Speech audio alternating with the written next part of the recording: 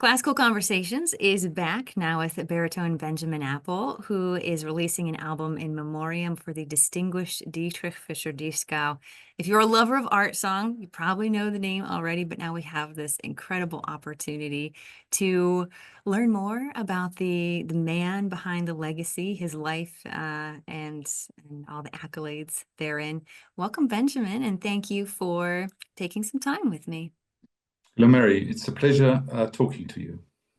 I should mention that Dietrich Fischer-Dieskau was a mentor and a friend to you personally.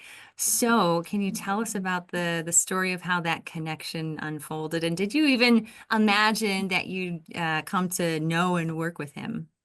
The first time I heard the voice of Dietrich Fischer-Dieskau, the greatest German art song singers, and Leonard Bernstein called him the greatest singer of the 20th century, has been always a big idol to me. When I was 12 years old, I, for the first time, heard his voice, and it moved me like nothing else before. Years later, in 2009, I applied for a masterclass in Austria, and we were supposed to send him a recording and a suggestion of 10 Schubert songs to work with him in these 4 days. And I've heard that he's quite tricky and picky, and I sent a list of 30 Schubert songs. And 4 weeks later, I received a letter from him with 4 songs, and all 4 songs were actually not part of my list. And so we worked for 4 days on this masterclass, on songs. And at the end, he called for me and he offered to work privately with him. And for the next 3 years, up to his death in May 2012, I had the great fortune to be mentored by him. And I came regularly to his houses, and we worked for 5-6 hours a day, and I was able to go with him through my entire repertoire. I'm hoping you could share perhaps a memorable moment in your relationship with Dietrich Fischer-Dieskau. Maybe that's a word of wisdom or a heartfelt or humorous moment or something else that you feel like you can hold on to. People often ask me what was the most important thing I learned from him. And yes, there was a lot about technique and interpretation, but in the end, it was the fascination of him having a career of 50 years and never delivered, but created every time. He was thirsty and hungry to dig deeper into the repertoire, to understand the poem, to understand the situation the composer was when he composed the piece, to understand musical structures and harmonies. So he was someone who searched all the time, and every time he walked on stage, he just wanted to live it, or to live through the moment in this piece, and that's something which was very inspiring. Another story, which is maybe a little bit more lighter, is one day I arrived at his house and he was waiting at the door already for me, and he said, my wife and I, we were talking over breakfast for all the time for 2 hours about your name, because we both believe that Benjamin Appl is too complicated for an international career. You should call yourself Ben Appl. And I said, or I thought to say to him actually, okay, Mr. Dietrich Fischer-Dieskau, which wasn't the easiest name for anyone to pronounce, of course.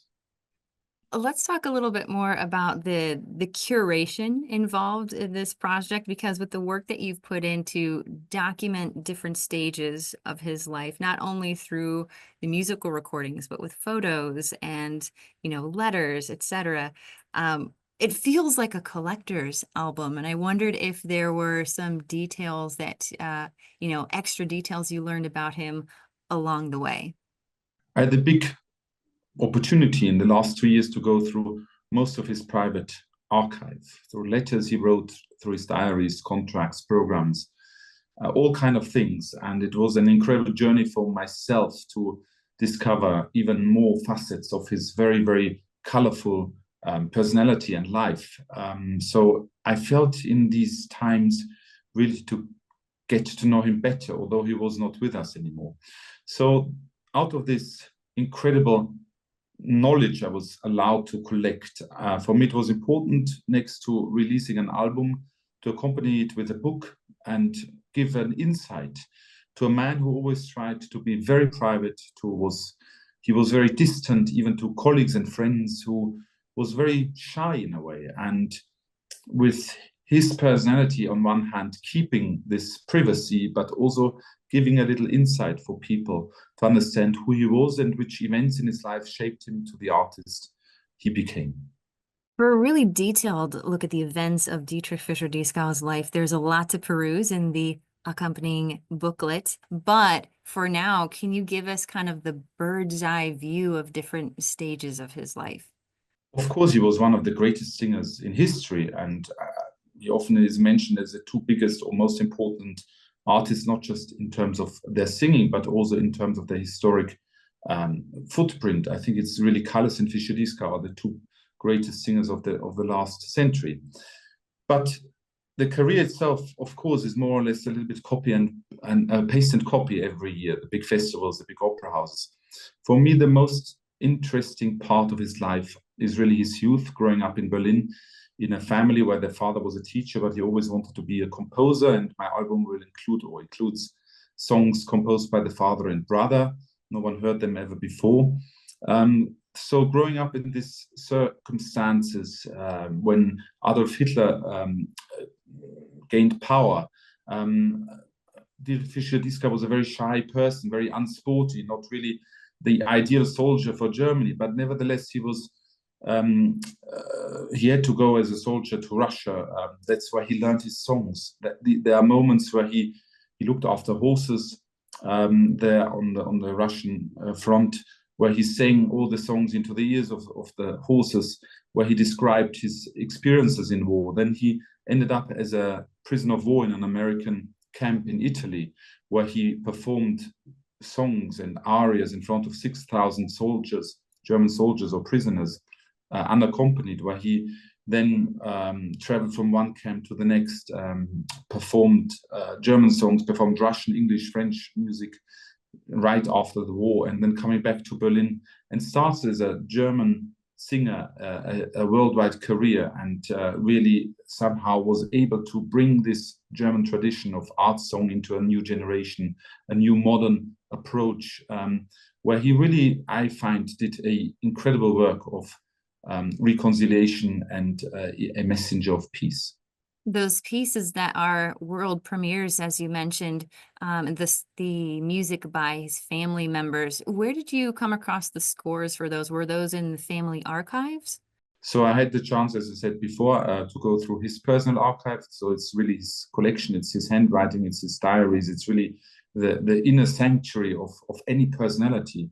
But then also I was in touch and in contact, and I know them, the family of his brother, who was a composer himself.